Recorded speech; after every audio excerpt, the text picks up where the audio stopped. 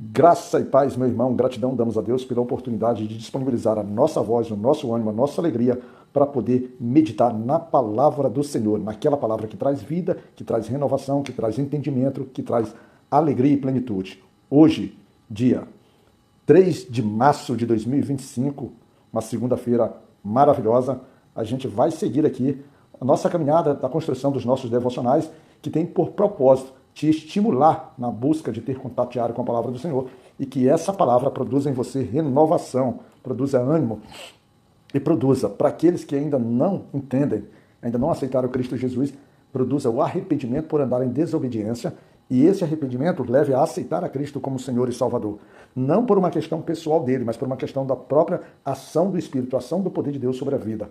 Então, meu irmão, desejo isso, que através desse devocional você se sinta estimulado e busque devocionais muito mais completos, pregadores muito mais, vamos dizer assim, preparados, servos do Senhor muito mais, vamos dizer assim, em contato com a palavra e que tenha condições de estimular mais ainda por meio do Espírito Santo. Eu só quero ser apenas um canal para te despertar, assim como eu fui despertado por outros irmãos a buscar o Senhor e hoje a ter prazer em viver. Então, nossa meditação está no segundo livro das Crônicas, capítulo 18, e o versículo de trabalho que nós utilizaremos é o versículo 6. E nele está escrito: disse, porém, Josafá, não há ainda aqui profeta algum do Senhor para que o consultemos. Nós temos um questionamento, né? Nós temos um questionamento. E é importante a gente lembrar e voltar para o nosso devocional de ontem, que nós trabalhamos sobre Josafá. E boa parte do que aqui está escrito sobre o relato de Josafá, nós inclusive trabalhamos no relato de ontem. Lembrando que Josafá, ele, através da sua parceria, por quê? Porque ele casou seu filho, né? Casou seu filho Jorão com a filha de Acabe. Ou seja, ele liga o reino de Judá a um reino de um rei perverso, maldoso e que andava contrário aos caminhos do Senhor. É algo semelhante, meu irmão, como se hoje a sua filha se interessasse, ou o seu filho se interessasse por alguém, resolvesse construir um relacionamento para seguir uma vida, e um relacionamento baseado em algo muito especial para o Senhor, que é o casamento, e você permitisse o seu filho, que é um homem temente a Deus, casasse com uma serva de Baal, por exemplo, que não anda nos caminhos do Senhor, ou seja, completa irracionalidade, né? Aqui, muito provavelmente, há um interesse político em detrimento do próprio interesse do Senhor. E aí, por que eu falo isso? Porque isso causa estranheza, porque Josafá é alguém que, segundo a palavra de Deus, andou segundo os caminhos de Davi, ou seja, alguém que amava, alguém que crescia na palavra do Senhor. E os atos dados por Josafá nos confirmam isso, né? Nos confirmam isso, tanto os atos dele quanto os do pai dele, que é Asa. E então, o primeiro processo que a gente chama a atenção é isso, essa dificuldade, às vezes, da gente entender como é que um homem de Deus, né, faz com que o seu próprio filho se ligue a um reino que vive em pecados, vamos dizer assim, que era baseado nos princípios até de Jeroboão, que se perde completamente. Mas essa é a realidade que nós temos aqui. E aí, numa das visitas, agora uma visita familiar de Josafá ao seu, vamos dizer assim, agora o seu parente Acabe, vamos colocar dessa forma, Acabe tem toda uma estratégia política, como nós também tratamos no devocional de ontem, para ir para uma guerra. E o mais interessante, que é o centro aqui do nosso devocional especificamente, é que ele, ao ir para essa guerra, o ato de sensatez de Josafá, que era um homem temente ao Senhor, o faz o quê? Clamar para que Acabe, né? Para que Acabe, ele possa, vamos dizer assim, consultar profetas, ou seja, consultar o Senhor por meio de seus profetas, para saber se aquela luta seria justa, ou seja, porque Acabe tinha o desejo de conquistar ou de retomar a cidade de Ramote Gileade. Então, no meio da insensatez, certo? No meio da insensatez de Josafá, ao se unir a Acabe, principalmente ao se permitir esse relacionamento mais íntimo, ele tem um momento de lucidez, que era o natural dele, que é o que está escrito lá no versículo 4, quando diz assim: disse mais Josafá ao rei de Israel: consulta hoje, peço-te a palavra do Senhor. E é justamente esse ato que é, vamos dizer assim, o ato que cria o cenário aqui importante para que a gente possa abordar. Porque agora, o rei Acabe, diante dessa solicitação do seu irmão, parente Josafá, o que ele vai fazer? Ele traz seus profetas, né? Seus profetas, para que eles possam apresentar, ele possa perguntar aos profetas, e esses profetas sejam a voz da vontade do Senhor, para saber se eles deveriam ir não para aquela batalha, para aquele combate.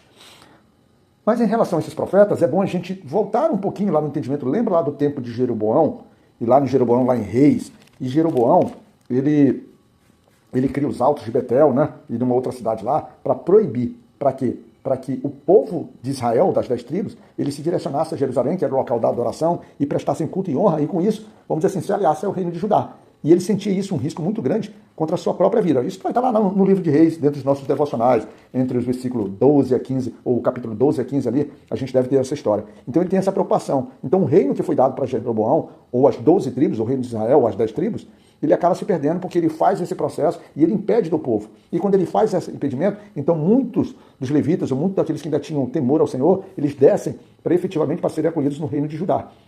E ali, muito provavelmente, ele vai instituindo, por exemplo, sacerdotes, levitas e muito provavelmente profetas, vão surgindo profetas, vamos dizer assim, não habilitados a ser essa voz do Senhor. E assim vai se construindo, apesar do texto bíblico lá, falar da questão dos levitas e falar da questão dos sacerdotes, muito provavelmente esse cenário se estendeu a todos, porque os bons profetas ficaram cada hora mais escassos dentro do reino de Israel. Tanto que o reino de Israel foi o primeiro a ser tomado, e aí foi tomado ou cair, e caiu na mão do exército assírio. Então o cenário é esse. Então aqui você vê que tem muitos profetas que não eram comum, não deveria ser o comum para um reino que está em decadência, um reino que está cada hora mais distante do Senhor, mesmo que existissem alguns profetas. E entre esses muitos profetas que nós apareceram ali 400 profetas.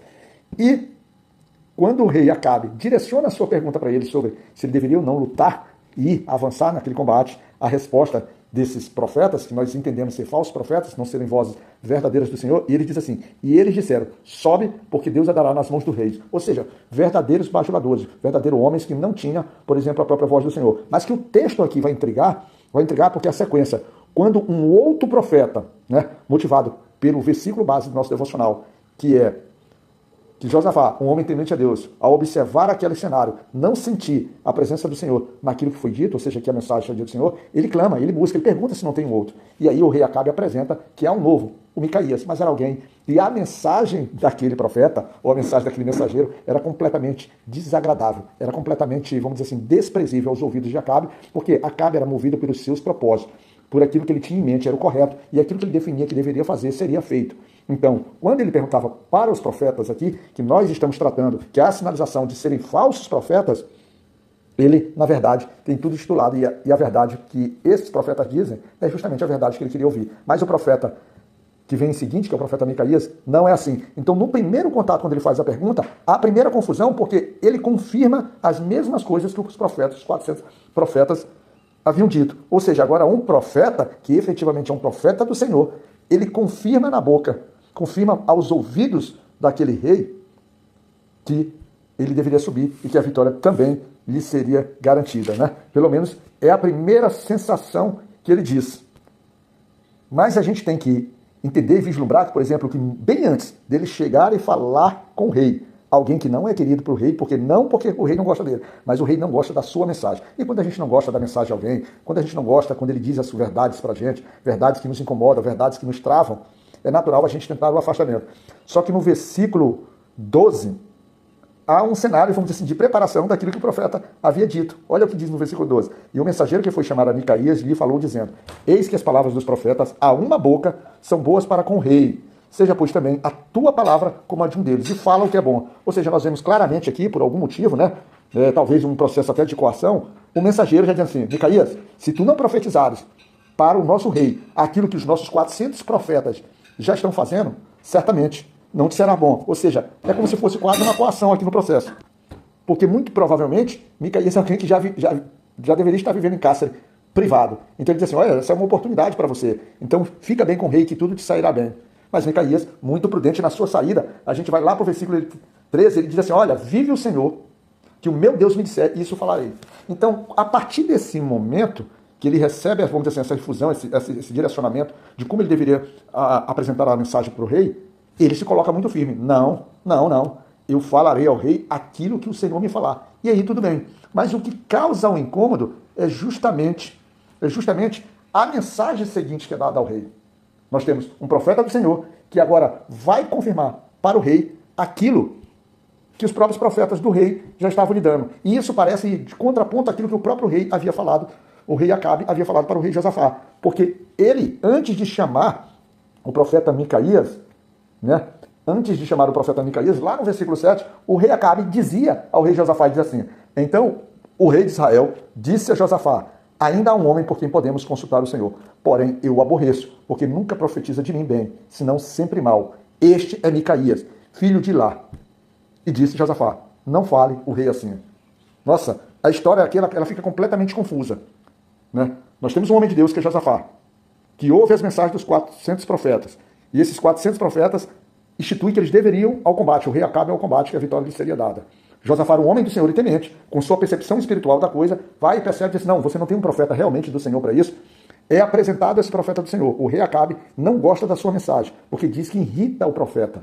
Então o profeta fala irritado porque se sente incomodado com o rei e dá mensagens contrárias à sua vontade.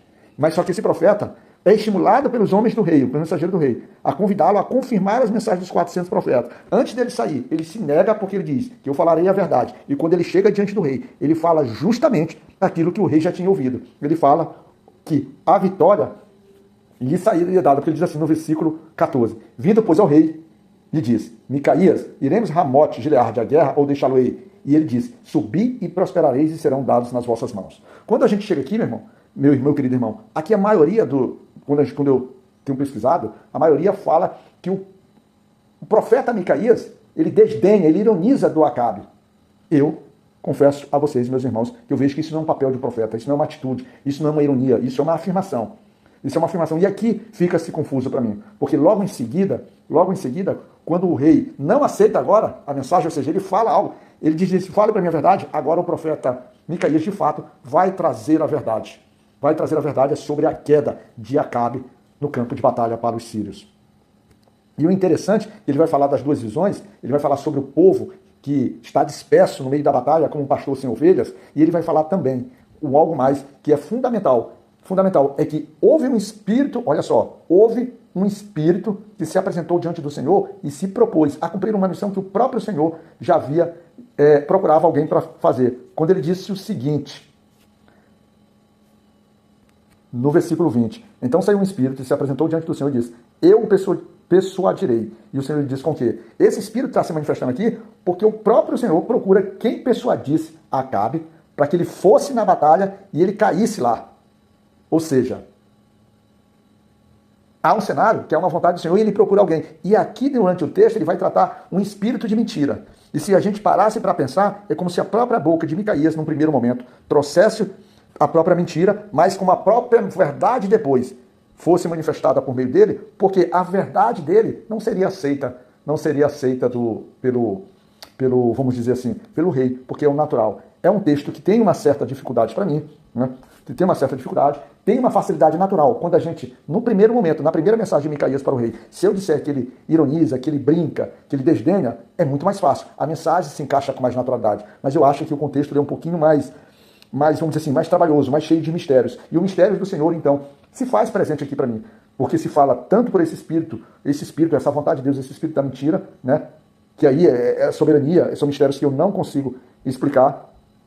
Eu não consigo explicar quanto à própria verdade, logo depois dita pelo Micaías. E o interessante é que aqueles que comandavam os 400 profetas, que eram os Zedequias, filho de Quenanás, ele agride a Micaías, mostrando-se claramente que se sente vencido, questionando quando o Espírito do Senhor havia saído dele para passar para Micaías. E Micaías, com muita sabedoria, com muita força, ele ao ser atacado por ele, e inclusive ser vamos dizer assim, ser disciplinado pelo rei de Israel, quando manda que recolhesse ele às prisões, ali ao cárcere, sustentando ele com o pão da angústia, né? E com a água da angústia, até que ele retornasse para o campo de batalha. Mas aí Micaías confirma toda a verdade que o Senhor já havia lhe dito, quando diz assim, disse Micaías, se é que tornares em paz, o Senhor não tem falado por mim. Disse mais, ouvi, povos todos. E essa mensagem aqui ela é muito grandiosa, meu irmão.